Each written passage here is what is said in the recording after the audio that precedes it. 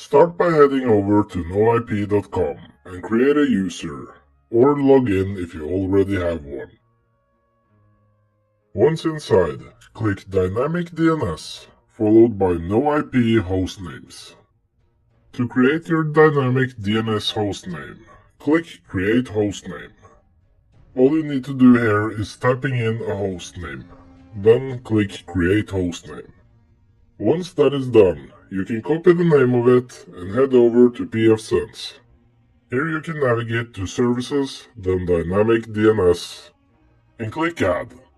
Paste your DNS address into the field next to hostname. In service type, select NoIP free if you use the same one as I. Now you can navigate down and fill out username and password. This is the user for noip.com. And then finally click Save. This might take a while, as pfSense has to contact noip.com for authentication. Now it's time to configure the VPN. Navigate to VPN, then in the drop-down menu click OpenVPN. Here you can click Wizards to easily set up the VPN. Authentication type can stay as local user access, so just click Next. The first time you are setting up OpenVPN, you might have to set up some certifications. For Certificate Authority, give it a name.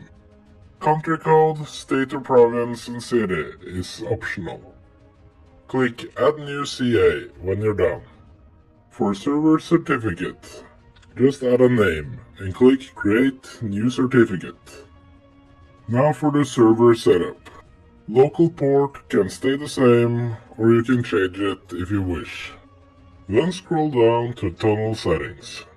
In Tunnel Network, type in an IP address that you do not already use, followed by /24.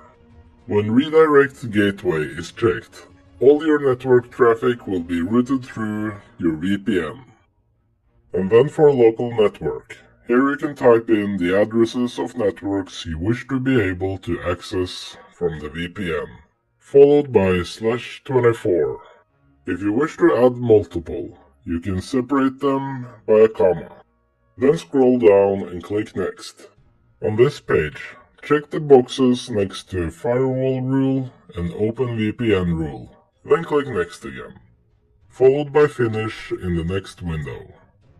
Now to create the user you wish to connect with the VPN. Click System and in the drop-down menu, User Manager. Here you can click Add.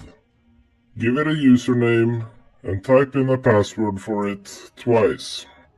Then scroll down to Certificate and check the box to create a user certificate. Give the certificate a name and make sure the Certificate Authority is the correct one. Then scroll down and hit Save.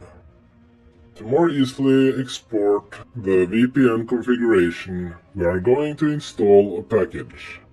Navigate to System and click Package Manager. Here you can click Available Packages, and in the search box type in Export. What we are looking for is OpenVPN Client Export. Click Install on that package, then Confirm in the next window. Let it install. And when it's done, you can navigate over to VPN, then OpenVPN. Here you should see a new option, named Client Export. Click that. All you should have to change here is the hostname resolution. That should be pointing to your Dynamic DNS address. Then scroll down and click Save as Default. And scroll down again, but this time to OpenVPN Clients. Navigate to the client you wish to export the configuration for. For my part, I will be installing it on a Windows machine. Under Current Windows Installers, clicking 64-bit will give you an exe file you can install on a Windows machine. Once downloaded, you can install it on any Windows machine you wish, but you will probably get a warning. Here you can just click More Info and Run anyway. Now, just follow the installation steps.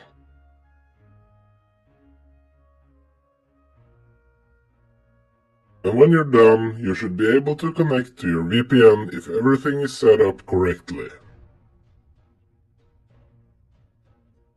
I hope this was of some use. Thanks for watching. Goodbye.